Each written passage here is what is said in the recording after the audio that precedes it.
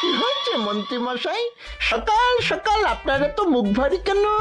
আরে আর বলিস না, আগে রাজসভায় অনেকেই ছিল যারা আমার হয়ে কথা বলতো, কিন্তু ইদানিং সবাই কেমন বদলে গেছে। সবাই গোপালের হয়ে কথা বলছে, তাই তো? একদমই তাই। আর না বললেও কেউ গোপালের বিরুদ্ধে কথা বলে না।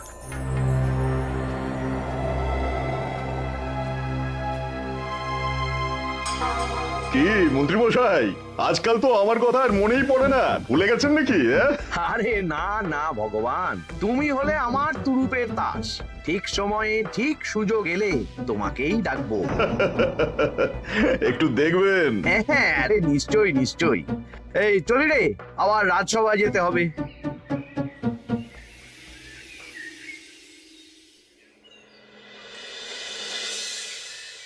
আচ্ছা, তোমরা বলো তো, আমাদের রাজ্যের সার্বিক উন্নতির জন্য সবার আগে কি দরকার? মহারাজ, আমি বলবো, বলো গোপাল। সততা আর শিক্ষা, এই দুটো জিনিস মানুষের মধ্যে থাকলে রাজ্যের উন্নতি কেউ আটকাতে পারবে না মহারাজ। একদম ঠিক বলেছ পণ্ডিত, তুমি তো শিক্ষার কাণ্ডারি। তুমি কি বলতে চাও এই ব্যাপারে? মানে কিভাবে শিক্ষার আরো উন্নতি করা যায়? মহারাজ, আমি তো মনে করি পুঁথিগত শিক্ষাই শুধু শিক্ষা নয়, মানুষের ভেতরে যে পূর্ণতা আছে সেটাকে ফুটিয়ে তোলার নামই হলো শিক্ষা। যেমন? কেউ যদি খেলতে ভালোবাসে সে খেলোয়াড় হবে, গান করতে ভালোবাসলে সে গায়ক বা গায়িকা হবে। আমি প্রত্যেকের মধ্যে লুকিয়ে থাকা এই বিশেষ বিষয়গুলিকে তুলে ধরার জন্য কিছু করতে চাই। তা এটা করার জন্য কি দরকার? প্রথমত অর্থের প্রয়োজন। আমাদের আরো অনেক টুল খুলতে হবে, সেখানে এক একটা জায়গায় এক এক রকমের শিক্ষা প্রদান করা হবে। এটা ভালো প্রস্তাব। আমাদের রাজ্যে গায়ক, নৃত্যশিল্পী, অঙ্কন শিল্পী, খেলোয়াড় সব তৈরি হবে। দেশ বিদেশে রাজ্যের নাম উজ্জ্বল হবে। মহারাজ, একদম এসব উল্টো পাল্টা খরচ করবেন না। কেন কেন? মহারাজ, রাজকোষে প্রথমত বেশি অর্থ নেই, যে কোনো সময় যুদ্ধ লাগতে পারে। তাই আমাদের উচিত প্রথমে এসব না করে কামান, গোলা বারুদ, ঢাল, তরোয়াল এসব কেনা। ঠিকই বলেছ। কদিন ধরেই শুনছিলাম সীমান্তবর্তী এলাকায় ইংরেজ সেনারা নাকি ঘুরঘুর করছিল। পণ্ডিত মশাই, আপনার এই সব পাণ্ডিত্য অন্য জায়গায় ফলাবেন কেমন? এসব করে লাভের লাভ কিচ্ছু নেই। কাউকে যদি ইংরেজরা গুলি করে সে কি গান শোনাবে? হ্যাঁ, মন্ত্রীর কথায় যুক্তি আছে।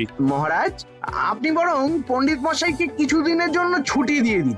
পণ্ডিত মশাইয়ের মাথার একটু বিশ্রাম দরকার। হ্যাঁ পণ্ডিত, তুমি বরং দিন 15 জন্য তীর্থে ঘুরে এসো। যথা আজ্ঞা মহারাজ।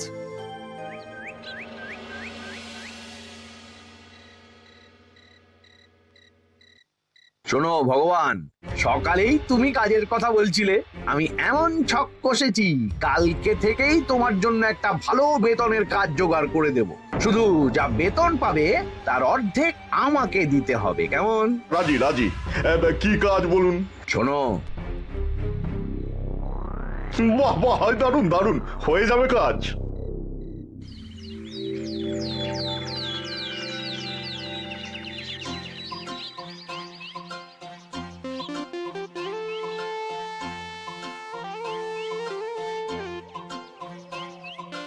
এই সকাল সকাল রাস্তায় ঘুরঘুর করছিস কেন? পড়াশুনো কি শিখেই তুলে দিয়েছিস? পণ্ডিত মশাই তীর্থে গেছেন, এখন আমাদের ছুটি। দুপুর বেলা ভাত, রাতের বেলা রুটি।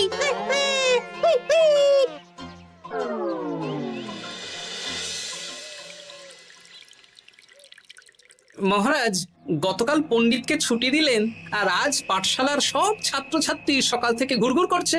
এ কি, তাহলে তো মুশকিল। মুশকিল আসান করার রাস্তা আমার কাছে আছে মহারাজ। আমার সন্ধানে এমন একজন পণ্ডিত আছেন যিনি বহু ভাষাবিদ, অনেক পাণ্ডিত্য, দেশ বিদেশে শিক্ষাদান করেছেন। কিন্তু তাকে আমরা পাবো কোথায়? তিনি কৃষ্ণনগরে ঘুরতে এসেছেন, শুধু ওনাকে বেতনটা একটু বেশি দিতে হবে।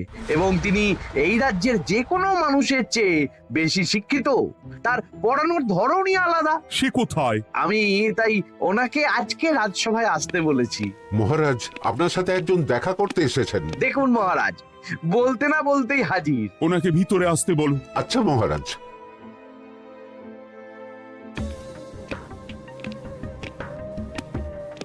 প্রণাম কৃষ্ণচন্দ্র। আমাকে আপনার মন্ত্রী ডেকেছেন, তাই এলাম। মন্ত্রীর সাথে কথা হয়েছে আমাদের রাজ্যের শিক্ষার উন্নতির ব্যাপারে। আমাদের মানে আপনি কি এই রাজ্যের? আমি এখন এই রাজ্যে আছি তো, তাই আমাদের রাজ্য বললাম। উনি সবাইকে আপন করে নেন। যাই হোক, তোমার শিক্ষার উন্নতির ব্যাপারে কি মতামত? মহারাজ, আমি এই রাজ্যের বিভিন্ন মোড়ের মাথায় টোল খুলতে চাই। তার জন্য অনেক অর্থের প্রয়োজন। তাতে কি উপকার হবে? ছাত্রদের জন্য তো নির্দিষ্ট পাঠশালা আছে। যখন শত্রুরা আক্রমণ করতে আসবে তখন তারা দেখবে রাস্তার মোড়ে মোড়ে টোল, মোড়ে মোড়ে টোল। তারা বুঝতে পারবে এখানে সবাই শিক্ষিত।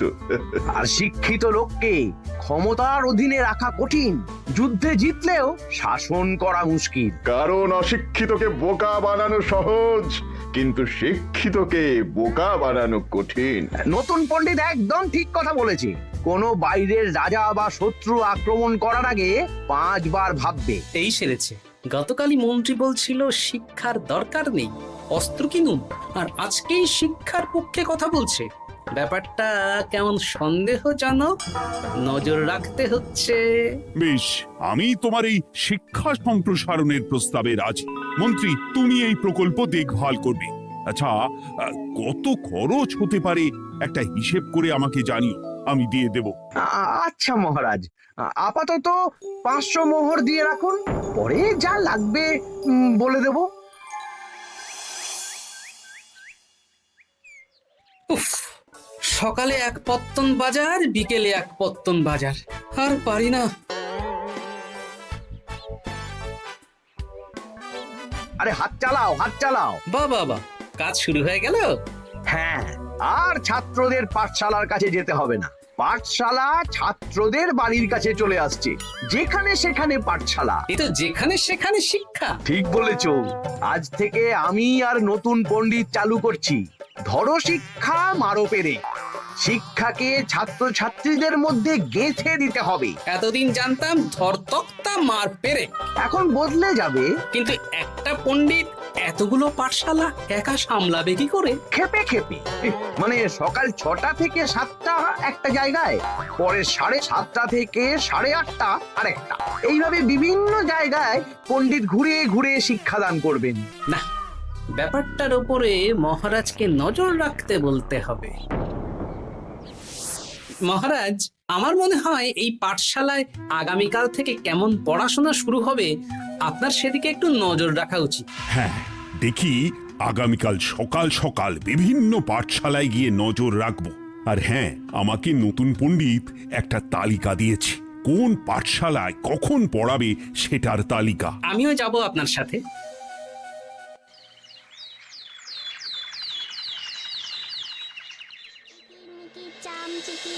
কাটা মজুমদার ধে এলো দামোদর, দামোদরের হাঁড়ি কুড়ি, দুয়ারে বসে চাল কুড়ি। দেখি কুটি, তোরা এই কিরমিকির খেলছিস?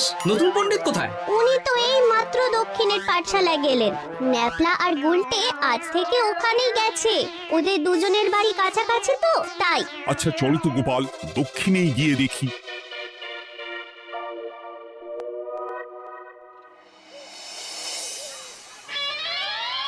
দেখি, এখানেও তো নতুন পণ্ডিত নেই।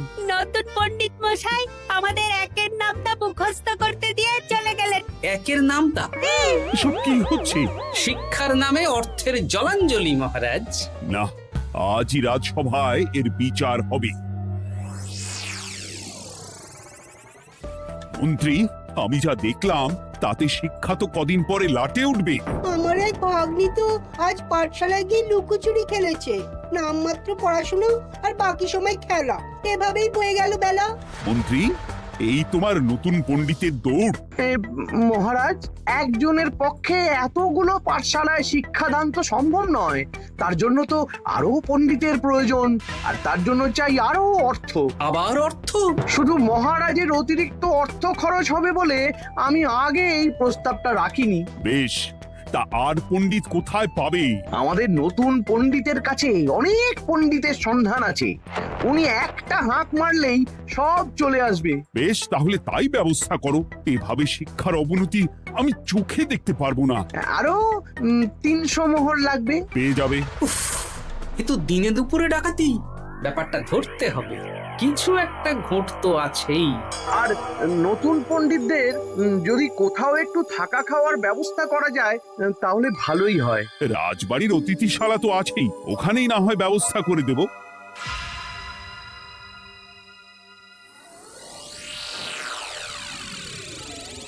শোন বটা ঘটা আর কেলে পচা, তোদের এইবার এই ভগবানের মতন শিক্ষাদান করতে হবে। আরে আমি তো শিক্ষা বানানই জানি না। সে না জানলেও হবে, শুধু দাড়ি গোঁফ লাগিয়ে নকল পণ্ডিত সেজে কালকে থেকে পাঠশালায় যেতে হবে। কাকে কোথায় যেতে হবে সব আমি বুঝিয়ে দেব। আচ্ছা,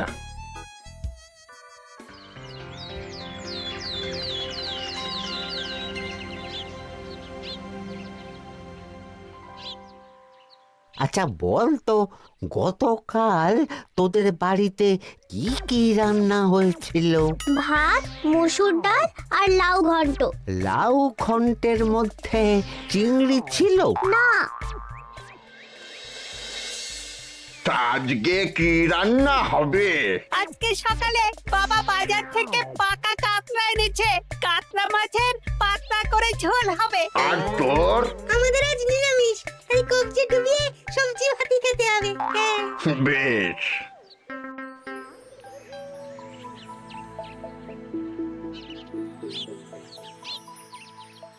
বল, আজকে তোরা কি কি শিখলি? আমি লাউ ঘন্ট।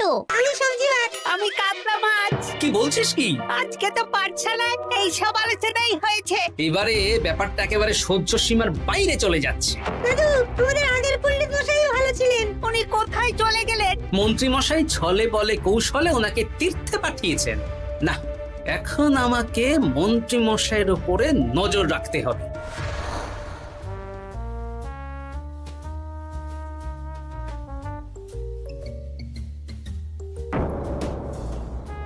পাঠশালায় পড়ানোর ব্যাপার তো বিকেলেই মিটে গেছে। রাজবাড়ির অতিথিশালায় না গিয়ে নতুন পণ্ডিত মশাইরা এদিকে আবার কোথায় যাচ্ছেন? সাথে মন্ত্রীও আছেন, ব্যাপারটা নজর রাখতে হবে। তাড়াতাড়ি চল। চলুন চলুন। এদিকে তো বটা ঘটার বাড়ি, এদিকে মন্ত্রী মশাই কোথায় যাচ্ছেন?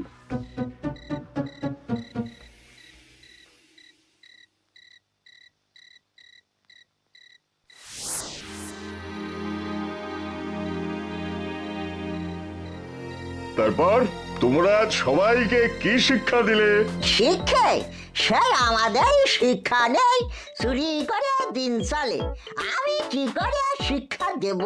আরে ছাইপাশ দাড়ি গোঁফ থাকলে কি কুটকুট করে। যা বলেছিস বটা। আরে আরে আহারে করছিসটা কি? ভালো রোজগার পাতি কি তোদের সহ্য হচ্ছে না নাকি?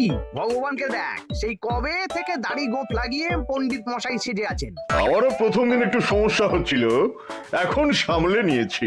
আর আমাদের এই সব আলোচনা একদম করা উচিত না।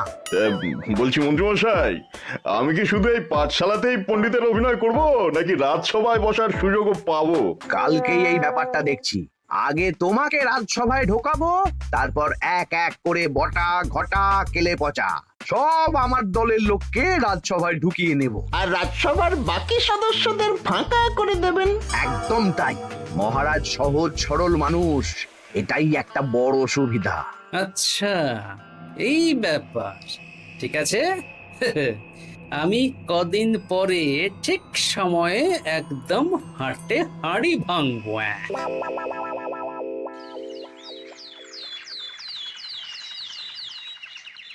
তাহলে মন্ত্রী, আর কোনো সমস্যা নেই তো? না না মহারাজ, এখন আর কোনো সমস্যা নেই। দেখবেন এই ধরশিক্ষা মারপের এক প্রকল্পের নাম চারিদিকে ছড়িয়ে পড়বে। আমার তো মনে হয় একটু পাঠশালাতে বিজ্ঞান নিয়েও আলোচনা করা উচিত। হবে হবে, সব হবে। এখনো সব বাচ্চারা অজ্ঞান হয়ে আছে। আগে শিক্ষায় জ্ঞান ফিরুক, তারপরে না হয় বিজ্ঞান নিয়ে আলোচনা করবে। বিজ্ঞানী তো প্রস্তাবটা খারাপ রাখেনি। তুমি কি বেশি বোঝো? তাহলে তুমিই তো বিজ্ঞান শেখাতে পারো। আমি কবিরাজি শিক্ষা দান করতে পারবো।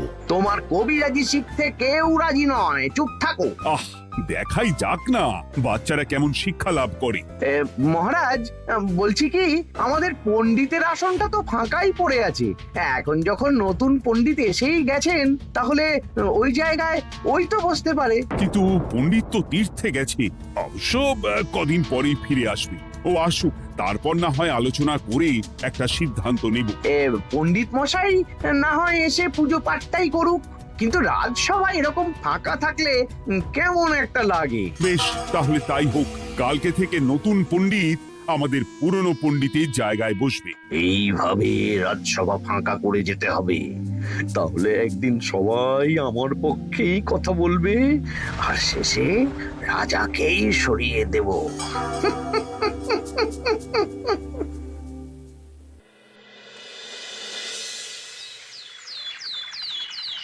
মহারাজ, সর্বনাশ হচ্ছে চারিদিকে। চলুন চলুন, আমি পুরো বিষয়টা ধরে ফেলেছি। কি ধরে ফেলেছো? শিক্ষার নামে ষড়যন্ত্র চলছে মহারাজ। রাজসভায় চলুন, সব বলছি। আচ্ছা আচ্ছা, আসছি। হ্যাঁ বলো গোপাল, তুমি কি বলছিলে শিক্ষার নামে ষড়যন্ত্র নাকি? মানে গোপাল মস্করা করছে নাকি? রাজ্যে দারুণ শিক্ষাদান চলছে। মহারাজ, আমি দেখে ফেলেছি আমাদের নতুন পণ্ডিত আসলে কোনো পণ্ডিত নন। ইনি আপনাকে, আমাদের সবাইকে বোকা বানাচ্ছেন। তাই নাকি? ডাকো দেখি নতুন পণ্ডিতকে। এই তো মহারাজ, আমি চলে এসেছি। এই তো ইনিই বদমাশি করছেন, শিক্ষার্থীদের ভবিষ্যৎ নিয়ে খেলছে। এই বল, আসল কথাটা বল। কি বলবো, এসব ভাড়ামো বন্ধ করো গোপাল। না বললে আমি কিন্তু ধুতি খুলে দেব। এই এই আরে কি হচ্ছেটা কি? এই এই এই এই সরো তো, সরো সরো। ব্রুম, ব্রুম, ব্রুম, কি হলো? কি হলো? বুম, ব্রুম, জব, ব্রুম। এই সেরেছে। গোপাল এসব কি বলছে? বলুন। ভুল বকছে কেন? ব্রুম, ব্রুম, গোপাল, তোমার কি হলো গো? কি বলছো তুমি? আমার কাছ হায়ন। বৈদ্য, তুমি একটু দেখো তো গোপাল ঠিক আছে তো? এই যে নতুন পণ্ডিত, তুমি তো অনেক ভাষা জানো, তুমি বুঝতে পারছো? মহারাজ, আমি দেখছি গোপালের মনে হয় বিশ্রামের প্রয়োজন। এই এই, তোমরা কয়েকজন মিলে গোপালকে রাজবাড়ির অন্দর মহলে নিয়ে চলো। চলুন, আমি যাচ্ছি। ওহো, গোপালের কি হলো? মাথায় লেগে গেল? ভাষা চলে গেল? সব এই নতুন পণ্ডিতের জন্য।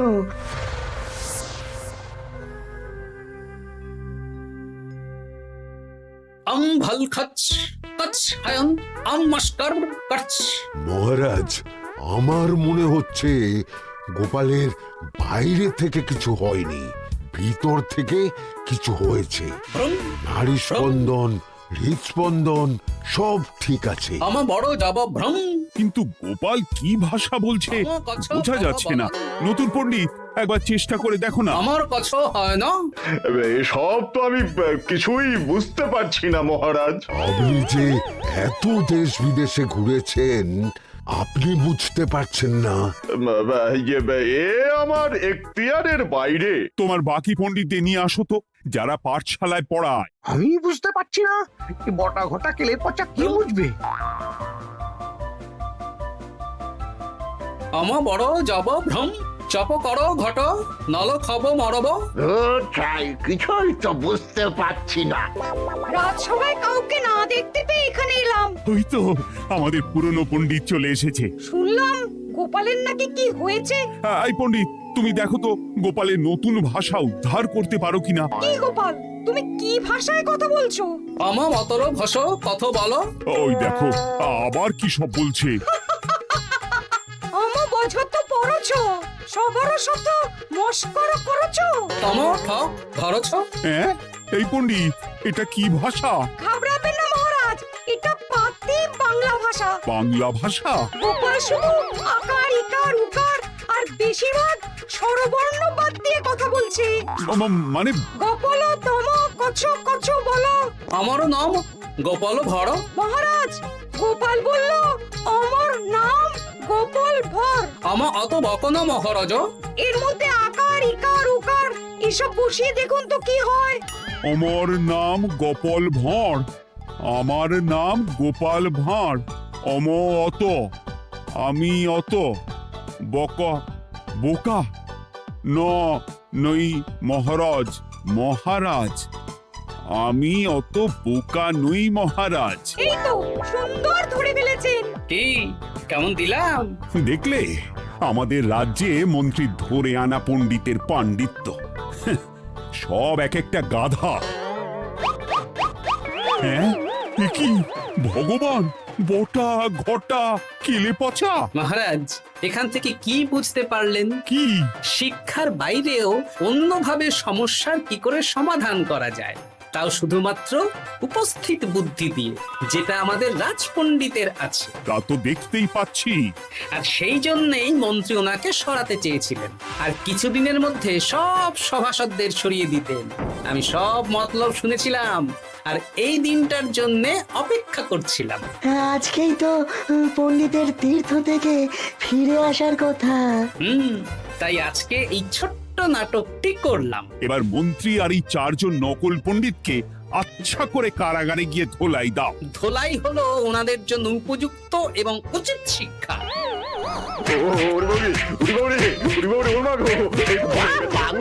বাবা গো, ভুল হয়ে গেছে গো। আরে